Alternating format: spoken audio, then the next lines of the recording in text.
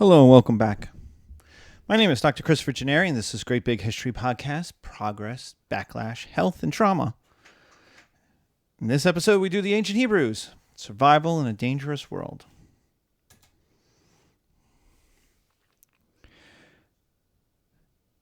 The Hebrews begin as a Canaanite people, one of many Canaanite-speaking peoples, and they begin on the move. Exodus, the book of Exodus, which is written 500 years later, is a memory of that legend. It's the legend of a weak people searching for a homeland and safety in a dangerous world. And they're going to settle in a land east of Egypt, across the desert, north of the Philistines, who are European Vikings who have come to the Near East, fleeing the Bronze Age collapse. They are south of the Phoenicians, these seagoing merchants, and they are southwest of Babylon. Which means the advantage of this homeland is it's far away from Babylon and across the Sinai Desert from Egypt. It should be safe. It's far away from the big dogs who might eat you.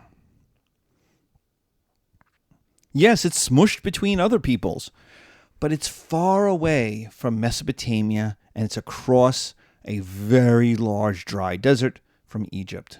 So that should be safe. What's the disadvantage of this homeland? Is that it's in between Egypt and Babylon. If they ever get into a fight, they're going to fight in your land. They're not going to fight in Egypt, and they're not going to fight in Babylon. They're going to fight in the land in between, which is where you are. Also, Jerusalem is not a port, and this is going to freak out the Crusaders, because the Crusaders coming from Europe have a long tradition going back to the Greeks and of Europeans. The great cities are ports. They're all ports. Lisbon is a port. Barcelona is a port. Rome and London are ports. Athens is a port. Constantinople is a gigantic port. So the idea that Jerusalem is not a port freaked them out. But that was the point. It's a citadel. It's actually more of a fort, and it will become a city later. But it's a fort built in the highlands in order not to be connected to other cultures. The Hebrews want to be isolated, but homogeneous. They like it that way. Diversity is bad because they are small and weak, and Egypt and Babylon are big. The Phoenicians are rich. Why would you stay a Hebrew in a world where you could become something else? And that something else is bigger, richer, or more powerful, or more sophisticated. And so the Hebrews are in a land far, far away from their enemies, and they want to keep it that way. So who are the Hebrews? Culturally, they're Mesopotamian. Culturally, they are not, even though they're near Egypt, they are not Egyptian. They are culturally Mesopotamian. The Semitic language, the Code of Hammurabi is in the laws. Gilgamesh is used in Genesis, like the flood for one instance. The Book of Job is based on a much older Akkadian poem called The Righteous Sufferer. Solomon's Phoenician-style temple, that's Mesopotamian, but there are no pyramids. They have a chariot army. That's a Mesopotamian army. So we see over and over and over again, culturally, the Hebrews are Mesopotamian. But politically, they have an alliance with Egypt. They are much closer to Egypt. And the Egyptians don't ask for much. The Egyptian king basically is, we'll protect you. You just tell us if someone's going to invade us. Since they have to cross the desert, you have to go through the land of Canaan from Babylon to get to Egypt. It's like, hey, You're an ally. You tell us an enemy is coming so we don't get invaded. Okay, like, that's cool. So they're culturally Mesopotamian. Politically, there's an alliance with Egypt, and they're also have independence, cultural independence from other Canaanite peoples. As time goes on, despite there being multiple Canaanite peoples, the Hebrews first separate themselves culturally through monotheism, through circumcision, through the no pork diet that everybody else has, and then eventually take over and absorb those other Canaanite peoples. We'll talk about that when we get to our politics section. But the first thing is not to be absorbed by other Canaanites. We see this with the Romans. The Romans are one of a number of Latium people who speak Latin, who live in the Latium area of Italy, or what will become Italy. At the beginning, there's no real difference between them. And so the Romans had to make themselves different. Otherwise, they just would have kind of been absorbed by the other people who were just like them. So you get cultural independence from other Canaanite people. Circumcision, which may have even come from Egypt, which makes sense. Circumcision is the removal of the foreskin on the male penis. And the idea is a desert people would want to be circumcised, because if you're living in the desert and you get sand in it, it gets infected and it is gross and bad things happen. So circumcision was a way of purity, of keeping, not less infection, right? Remember, Egyptians also shaved all the hair off their body for exactly the same reason. They live in a desert, so there's sand and everything. What circumcision becomes, though, is this way of separating. You are a member of the Hebrews because we do this and most people don't, right? And then as time goes on, they're the only people who don't. The no pork diet. Everyone eats pork. So not eating pork separates yourself out. It makes you different. And in a second, we're going to talk about how it makes you special. All right, so monotheism. Okay, so this is complicated. Monotheism has, instead of many human gods, it has a transcendental, all-powerful God not bound by the laws of physics. That's a lot. It means this is a God that can do or be whatever it wants in the moment it wants to be it. And this is a long process. It takes a long time for anybody to become monotheist. Now, the Hebrews are not the only people who kind of are on this trajectory. You can make an argument that Hinduism kind of starts with like one God that then, they make multiple gods out of them. What Christianity does is do the same thing, but makes them saints. Humans with really special abilities. But it's a long process to get to monotheism because you pass through two stages. The first is polytheism. The Hebrews are polytheist. This is under Abraham, the earliest of all days, is there are other gods out there, and they all have power. And before Abraham kind of becomes the chosen one, he's a polytheist. So when this God comes out of the desert and says, "Hey, Abraham, turns out I'm a god," he's not all that surprised. He's like, "Okay, yeah, I'm sure. Great."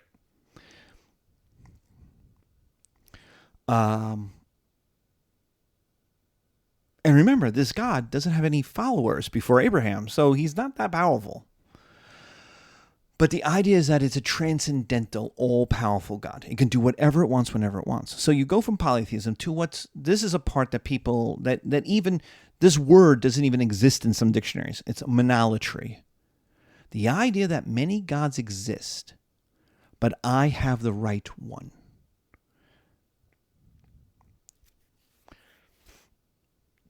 The Hindus have their gods. The Egyptians have their gods. The Greeks have their gods. In Greece, the Greece gods are powerful. In Egypt, the Egyptian gods are powerful. But I've got the right one. I've picked the right one.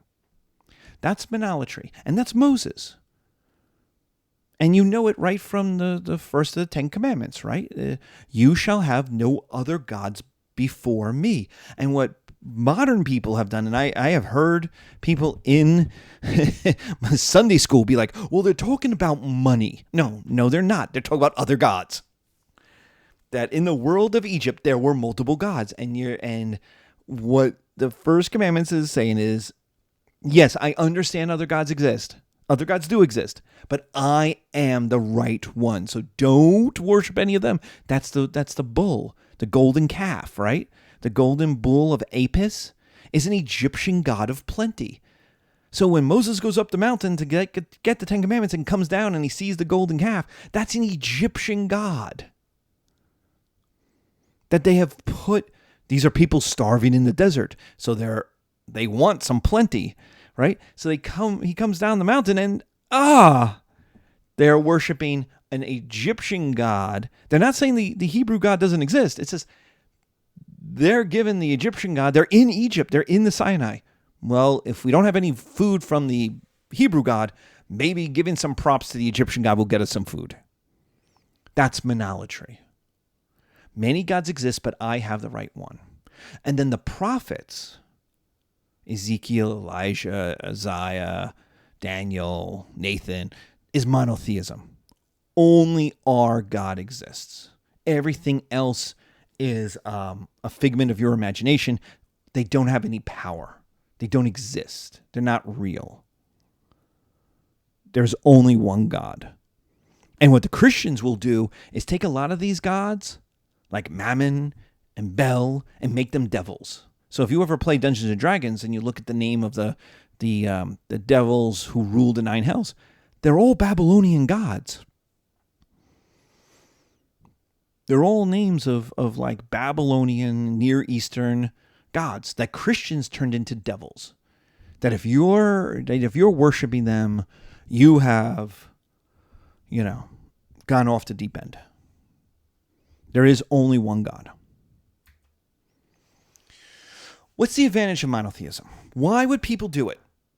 And let's be honest, there's not a lot of advantages because only the Hebrews do it. Now, other people come close. They have monolatry, but they start the process. But only the Hebrews go full monotheism. And why? Well, first is, this God is more moral than polytheistic gods.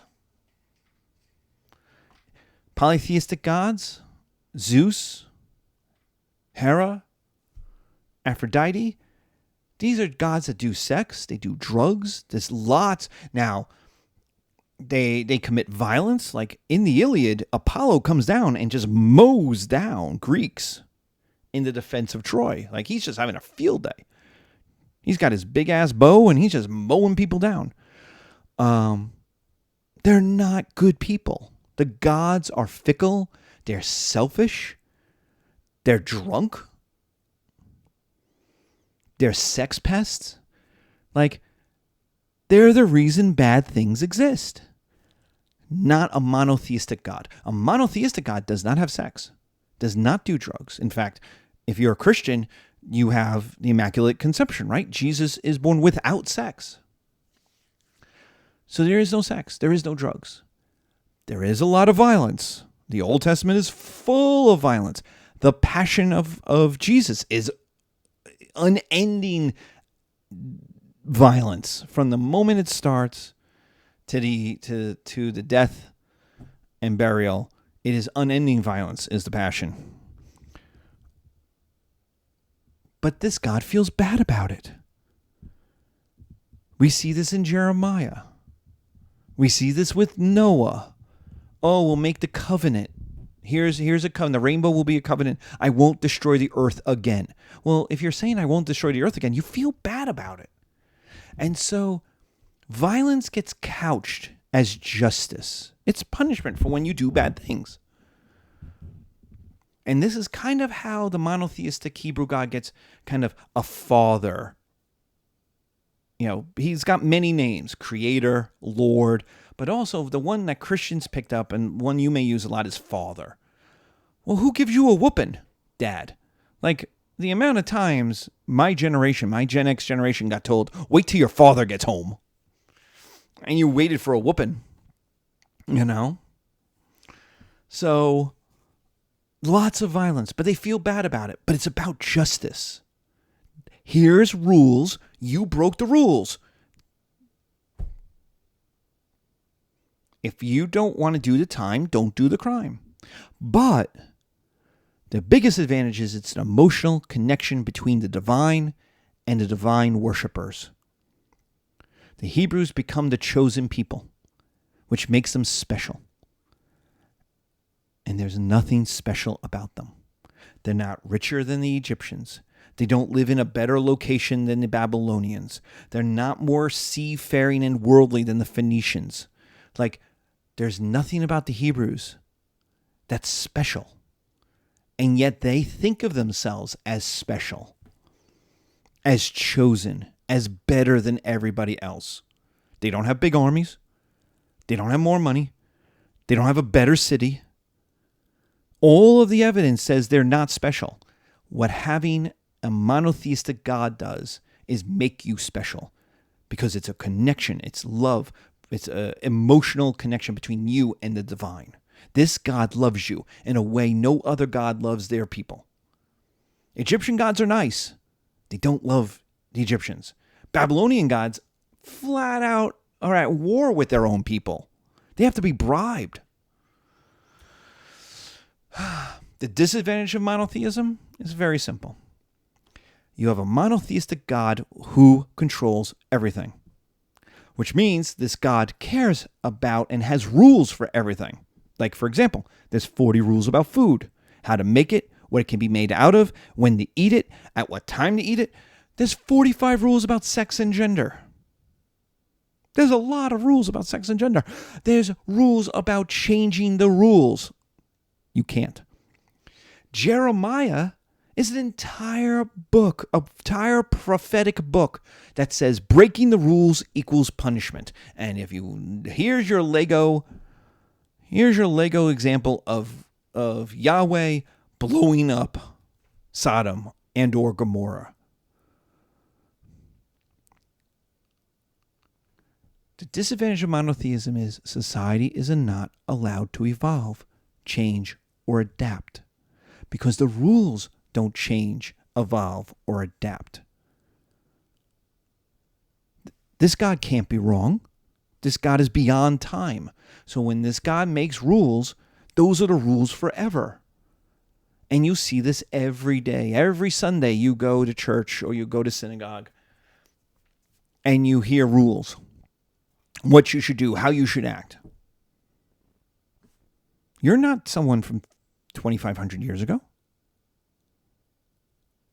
You don't live in the same world. They didn't have the internet.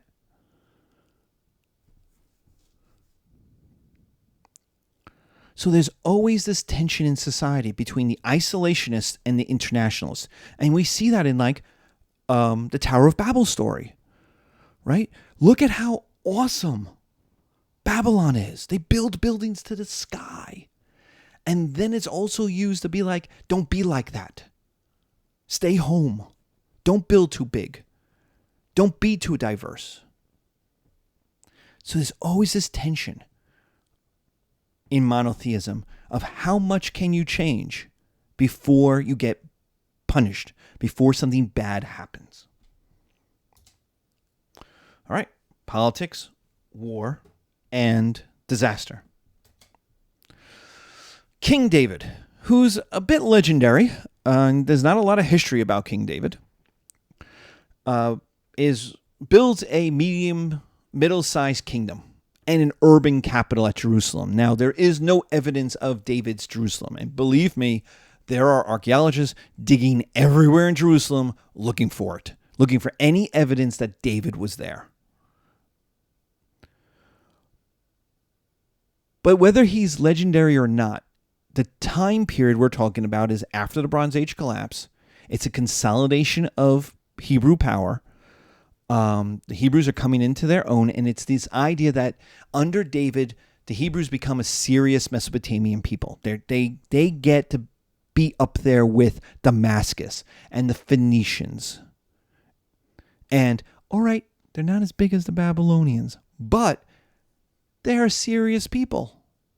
They get to be in the conversation. They get to be invited to the party. Because there's lots of other peoples you don't know about. You will never know about until you read histories of the Near East, and it's like forgotten kingdoms. And you'll be like, I never heard of these people because they weren't that important. So through sheer force of warfare and willpower, David or the Davidic dynasty builds the Hebrews into the most powerful Canaanite people. What did Solomon build? He built a massive temple structure. 30% of the square foot inside the walls of Jerusalem. Thousands of priests. What does this mean? It means that Solomon is the one who makes religion the most important cultural aspect. It will be where the Ark of the Covenant, holding the Ten Commandments from Moses, will be. It is the house of the monotheistic God, Yahweh, on earth. The temple is the most important economic center in the kingdom. It has thousands of priests. How much paper do they need? How many pens? How much ink? How much clothes? It is the candles for them to do stuff at night, right? It is the bigger than the palace, which tells you religion and not the king. Religion comes before the king. And nor is it the marketplace, like it is in Babylon. The biggest place is the temple, which means the religion is the most important cultural aspect. Okay, so we have this middle kingdom smushed between the desert and the Philistines in the south, and the Phoenicians and the Mesopotamians in the north, right? It's not particularly militarily powerful, but it's not. It's just not in the big three, right? After Solomon, the kingdom broke up into two unequal parts. Israel in the north, the kingdom of Israel. Now, I know we have a country named Israel. They're not the same. So this is the kingdom of Israel in the north. And if you take a look at the map, you'll see why. It is the more urban, the wealthier, but also the more Mesopotamian. Damascus is to the north. The Phoenicians are right there on the border, right? The kingdom of Israel is connected to other Mesopotamian peoples.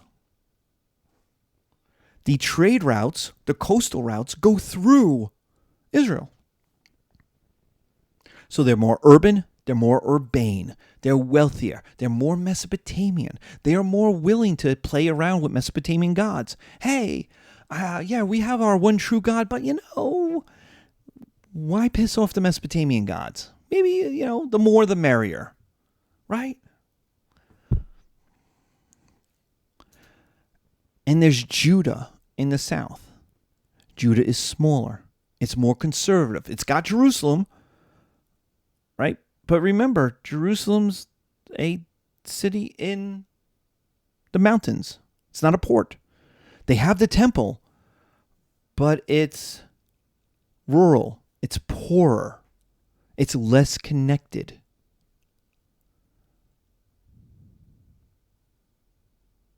So you have these two unequal parts. In 730 BC comes disaster, comes the first of the great traumas.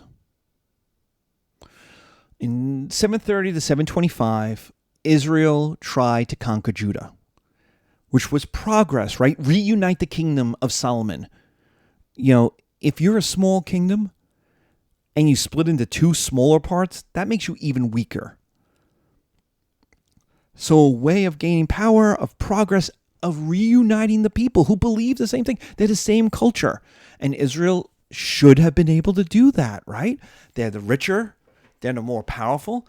Okay, they're a little less into the religion than Judah is, than but the idea was unity, put the kingdom back together the way it was under David and Solomon. Judah calls in the Assyrians for help. This is backlash. We don't want to be part of your bigger kingdom. We don't want your Mesopotamian ways. So we're going to call in the Assyrians. And Tiglath-Pileser invades. He brings his army, his Assyrian one-man stomping crew, and commits a genocide. He invades Israel and extinguishes it as a place. And this is known as the 10 Lost Tribes. So what Judah becomes is subservient to the Assyrians, right? The Assyrians come in, say, we took care of your enemy, now you owe us. Right? We don't need to conquer Jerusalem because you're going to do what I tell you to do. And the Judeans, who just watched a genocide happen, say, okay. But the 10 lost tribes, the Israelites were murdered, deported, and they were spread out like sand in the wind. And so they assimilated into Assyrian society. They married Assyrian women. They had Assyrian children. Their kids married Assyrians or Babylonians or whatever. They had no Hebrews around. And so their culture, without being concentrated in a place, is gone. And that is a trauma. Like, okay, they didn't like their cousins to the north, but they didn't want them all dead. How could Yahweh have allowed this? How could Yahweh have allowed these polytheistic Assyrians to come in and completely obliterate Israel? And then move new peoples in who aren't Jewish, there's nobody's Jewish yet, who aren't Hebrews. They moved in new peoples. They moved in Gentiles. How could Yahweh allow this? And so what the Judeans do is shame blame. Judah shame blames Israel from not being Hebrew enough. They deserved it. And you probably know of instances like this in your own life or in the life of friends of yours. What did you do? How were you acting? Why were you there at that time? That's what Judah did. Judah shame blamed Israel because Israel was hanging out with the Mesopotamians. They were getting involved in Mesopotamian wars. They were fooling around with Mesopotamian gods. They liked the sophistication of Mesopotamia. And so they weren't, quote, Hebrew enough, end quote. So they deserved it. We didn't cause it. They caused it.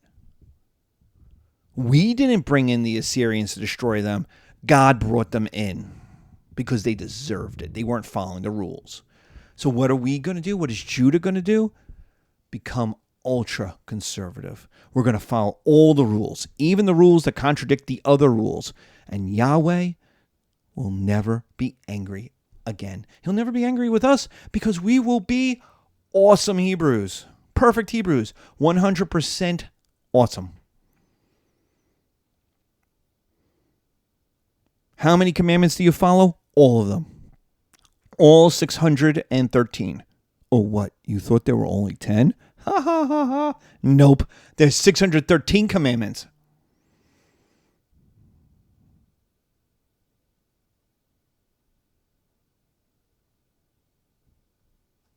So, all right, so we have an Assyrian Empire who will invade Egypt and conquer Egypt, right? They're in control, right? We have a Judah who is essentially powerless but allowed to survive. They're no longer a player in any kind of game, okay? but they're allowed to survive as a culture. They're much smaller. Remember, they were the rural, poorer, less populated part. After the collapse of Assyria is a disaster.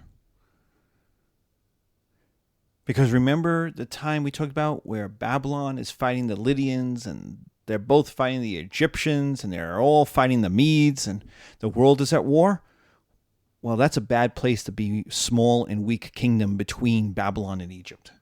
And in 585, Babylon invaded Judah, broke into Jerusalem, and burned the city and the temple to the ground. They destroyed the temple, carted off the religious items and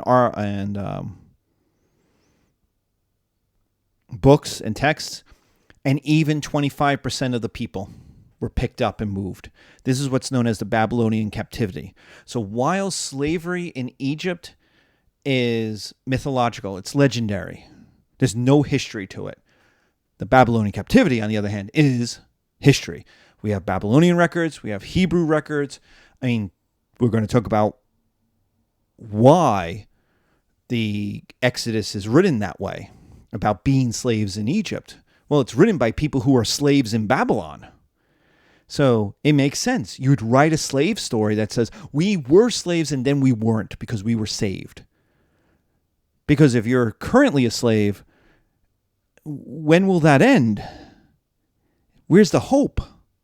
And the idea is, if you have a Moses, sooner or later another Moses will come. Sooner or later, Yahweh will save us. This is a trauma. But we were good. We followed the rules. We were doing what you told us to do. Is Yahweh weak? I mean, the Babylonians are carting off images, statues. I mean, there's not so much statues of Yahweh, but they're in the Holy of Holies. They are carting off. They're burning down the temple. That doesn't sound like a strong God to anybody. And now that they're slaves in Babylon, if you become Babylonian, you could stop being a slave. So many Hebrews become Babylonian. The Babylonians have diversity. They have wealth. They have technology. They have sophistication. Why wouldn't you?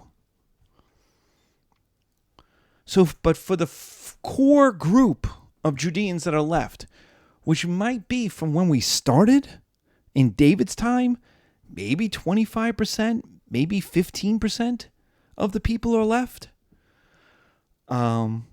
Maybe less. What's their response to the captivity? Is that it's a test. Yahweh wants true faith. It's easy to be monotheistic when you get everything you want, when there's no problems. So it's only in the challenge that you really prove you love something. So the Hebrews set up systems in exile. They begin writing the Torah down to remember their traditions. The rabbi, the teacher, replaces the temple priests. Family and community become incredibly important. Not to intermarry, because if you intermarry into the Babylonian society, you disappear, just like the 10 lost tribes did with the Assyrians. They disappeared. And so culture became more important than location. That faith was more important than place.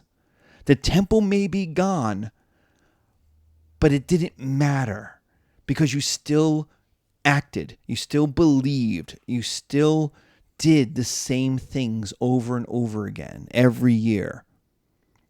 The culture was more important than the location, and that's going to allow the Hebrews to survive when other cultures do not. When other cultures taken out of their homeland will disappear. Victory! Maybe? Kind of? Is Cyrus. Remember, it's a test? Well, how do you know you passed the test?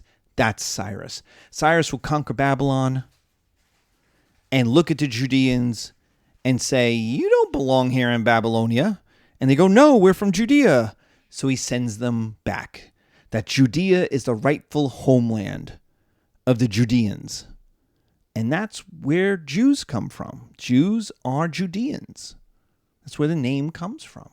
And that's different than Hebrews, right? So we have changed. Cyrus helps rebuild the temple.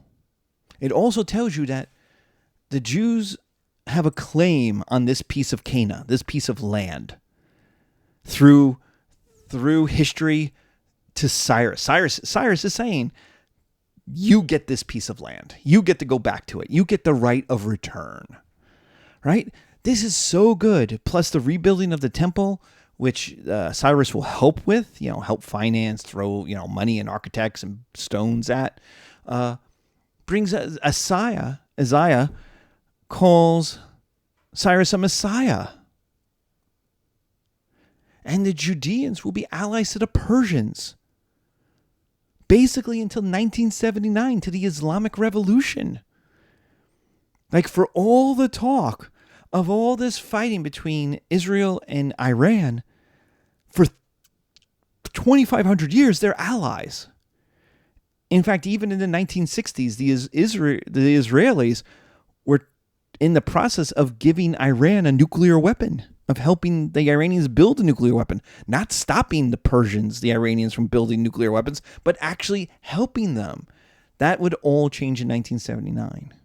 So now you may go, wait a minute, wait. I know the book of Esther.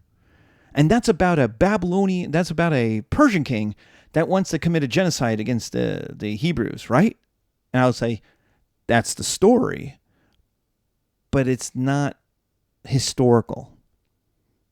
There is no history in it. It's a fictional story.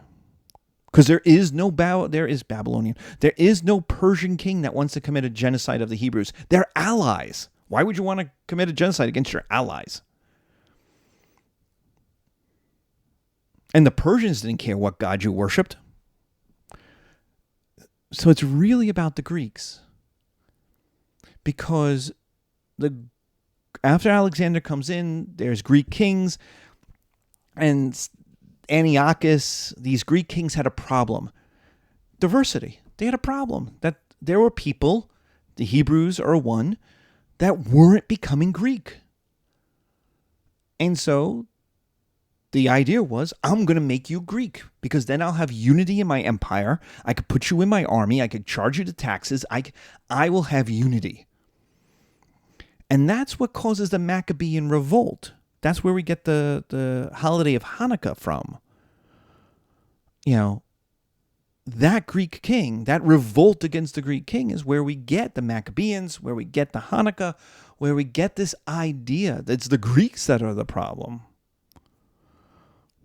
Right? But you can't, if you're in the age of a Greek king, you can't write about how awful the Greek king is, right? So they make it about the Persian king, who the Greeks didn't like, who the Greeks conquered. Mr. Greek king, here's a story I wrote about how evil the Persians are. Oh, I like that story. We conquered them, Right? You're not going to talk about how evil the Greek king is to the Greek king, right? Hebrews actually served in the Persian armies. They don't fight fight against the Persians when Alexander invades. They don't revolt. There's a long history of Jewish protection in the land of the Persians. Well through the Middle Ages. I mean, it's way more dangerous for Jews to live in Europe than in Iran, than in Persia. Way more dangerous. So, at least until 1979, the Islamic Revolution changes that for a whole variety of modern political reasons, but none of them are cultural.